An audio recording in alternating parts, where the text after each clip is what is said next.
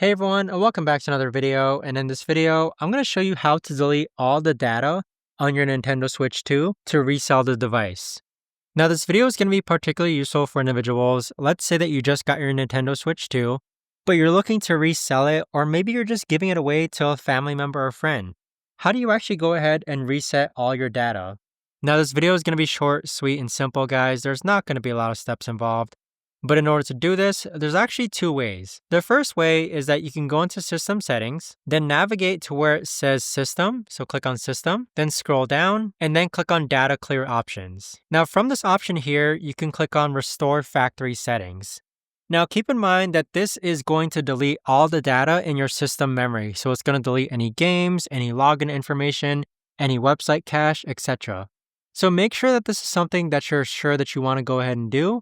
But you can restore factory settings through this method. Now, the other way to do it is that if you actually go ahead and turn off your Nintendo Switch 2, so it's actually powered off, once it's off, you could actually press the power button, the volume decrease button, and the volume increase button all at the same time. So we're going to press the power button, the volume button, increase and decrease, so all three buttons at the same time.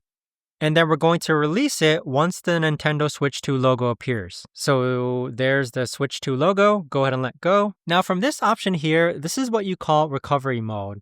So from this setting, you could actually go ahead and update the system or restore settings.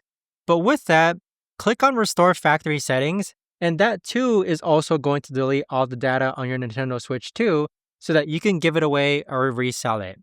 But there you have it, guys. That right there is the best and easiest way that I know of to actually go ahead and do this.